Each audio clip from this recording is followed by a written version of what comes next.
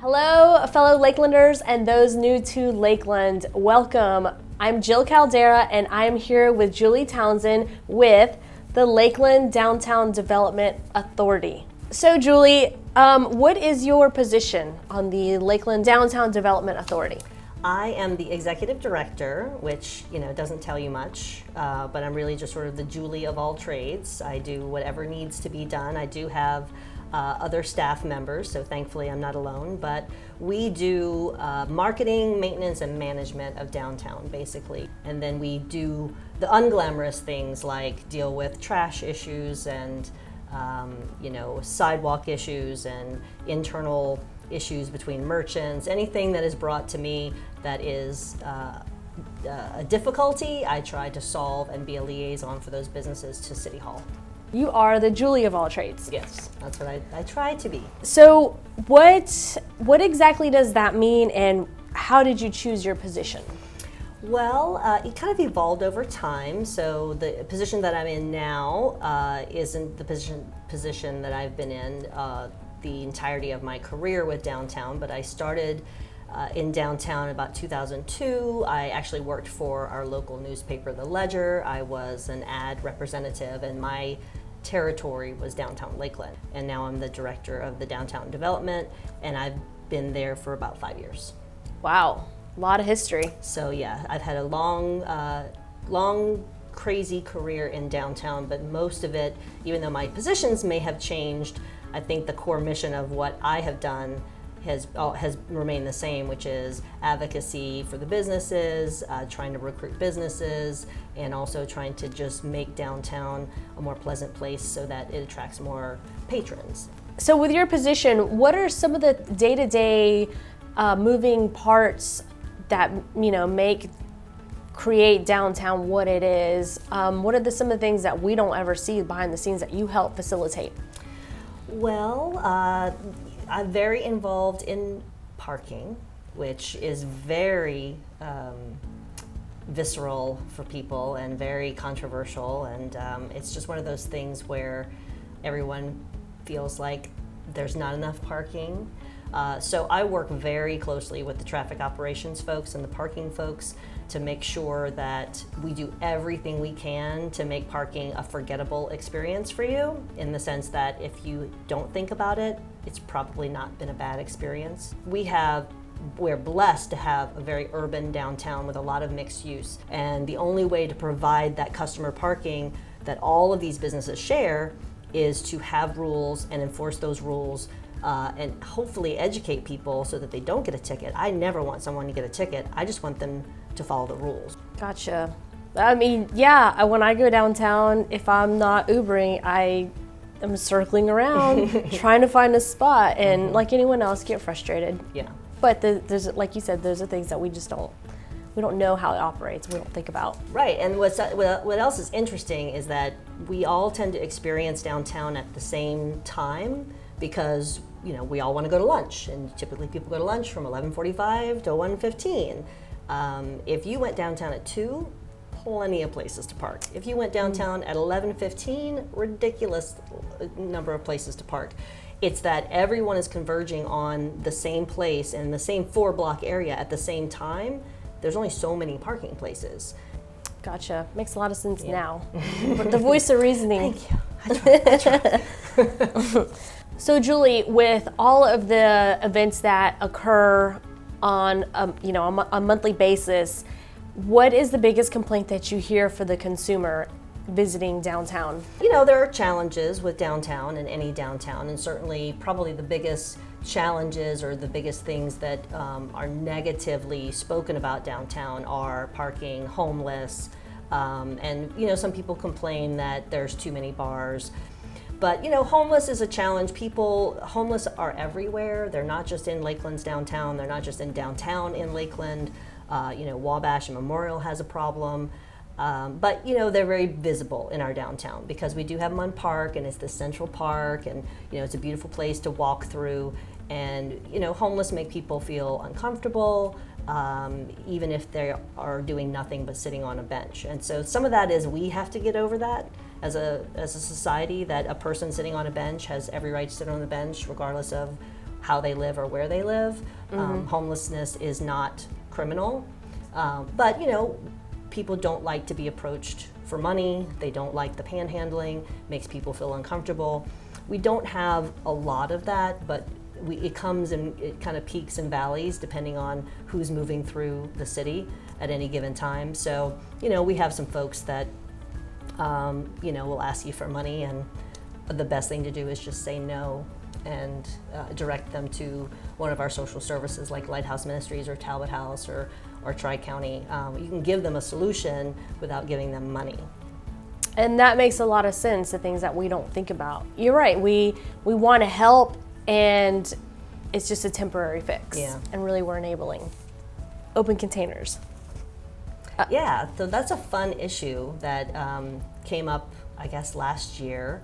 Some folks on Facebook, and I'm friendly with these folks, they're friends of mine, but we do have some great, amazing bars and restaurants in downtown, and people want to patronize more than one. I'm all good with that. Patronize lots of different places, but however, I'm the Debbie Downer of this topic because I don't believe it's the right thing for downtown Lakeland.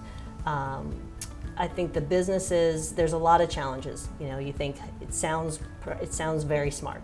I have a beer, I'm not finished with it, I'd like to walk across the street and go patronize another place.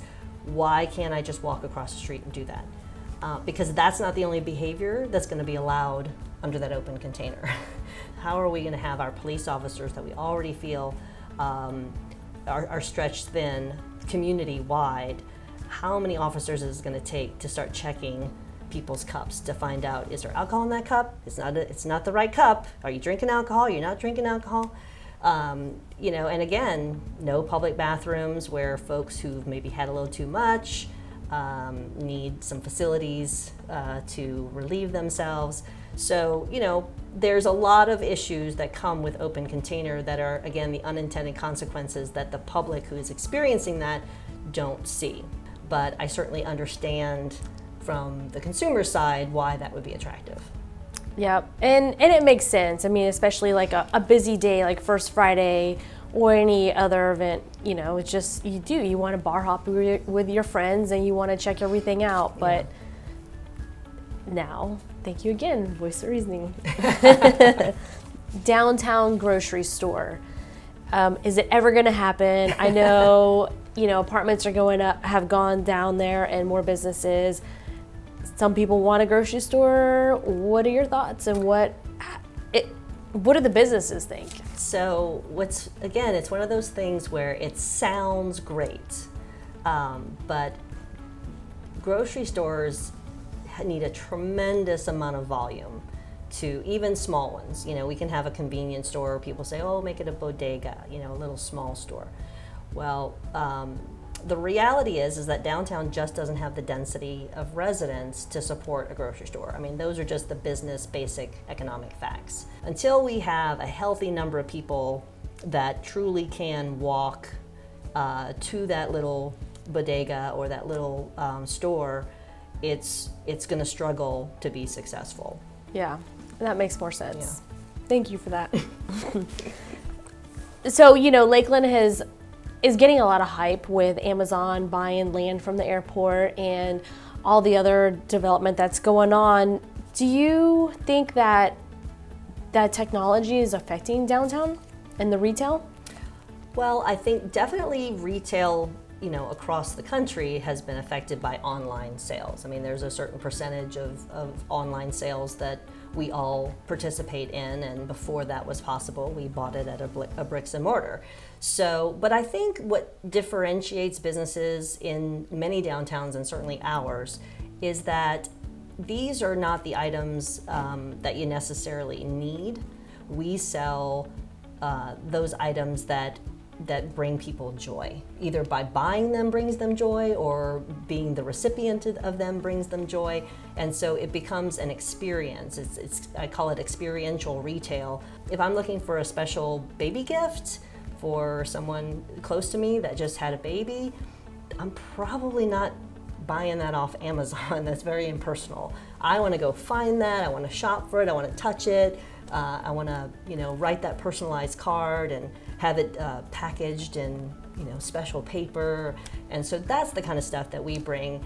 And then there's also, actual experiences where you can learn how to paint furniture and make jewelry. And as I mentioned, the escape rooms where you're, getting together with friends and trying to, figure these puzzles out. So that's the kind of things that you can do downtown, and of course eat dinner and have a drink before or after all those things.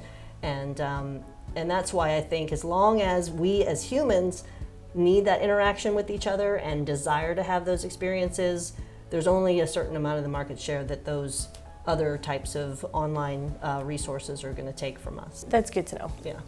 So you mentioned the farmers market is celebrating their 15th year open. Tell us more about that. So it is a Saturday open air market. It's from 8 to 2. It's from September through July. We're closed in August. So just this past weekend, we celebrated the grand reopening. The first weekend in September is always the grand reopening. And what's really amazing about the farmers market is that we try really hard to focus on vendors that are selling things that are handmade, homegrown, but then of course we have farmers. We have some local farmers that are growing their own produce. We have some resellers because it's difficult to get farmers to come to any given market. So we're lucky that we have some that are homegrown, but we also have some folks that are buying wholesale and reselling.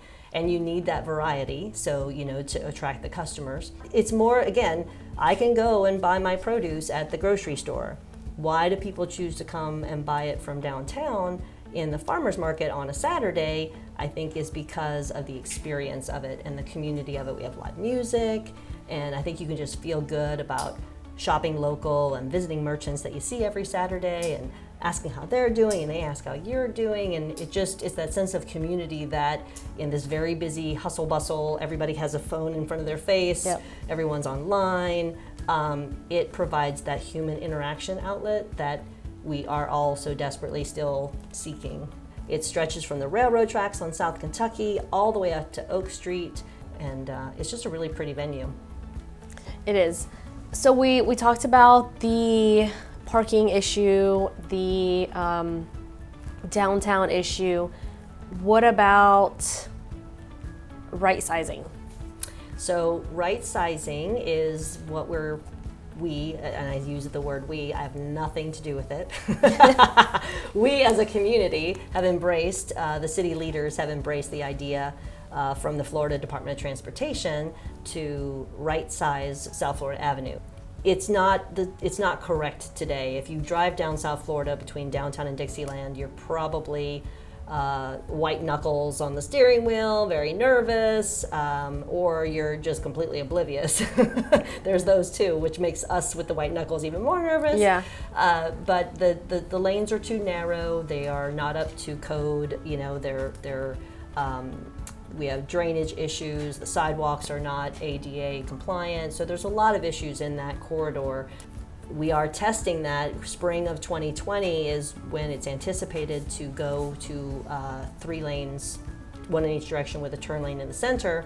I want folks to understand it's not from Memorial Boulevard to the Polk Parkway where we're going to go down 3 lanes. It's just this little stretch through our historic district, and Dixieland is also a historic district. And with traffic signalization, timing, and some other things, I think people will not really feel the pain of any kind of major delays that they don't already feel. It's, some parts of the day it's always congested. So I think the goal is to slow down traffic, make it more safe, primarily more safe for pedestrians, for bicyclists, and for those of us, that are afraid to drive it. But the fact that we're going to test it for a year before we do any major transformation of the infrastructure will give us all the ability to give that feedback and figure out where do cars go that don't want to drive down South Florida, and how do they flow into the neighborhoods, and do we have to do mediation in the neighborhoods to slow traffic down there. All of those questions should be answered during the testing period. So thank you so much for your time. Is there a way that people can reach you? Should they have questions or want to look up this information that you're talking about and get more information, more in depth than obviously that we covered? How do they do that? Well, we have a couple of websites. Our Downtown Development Authority website is much more sort of the business side of our organization, and it's LDDA.org, stands for Lakeland Downtown Development Authority.org. And then there's the fun website, which is downtownlkld.com. That's where you're going to find information about the businesses and the events and, you know, the fun things to do in downtown, and our online visitor guide. All of that is on the Downtown LKLD site.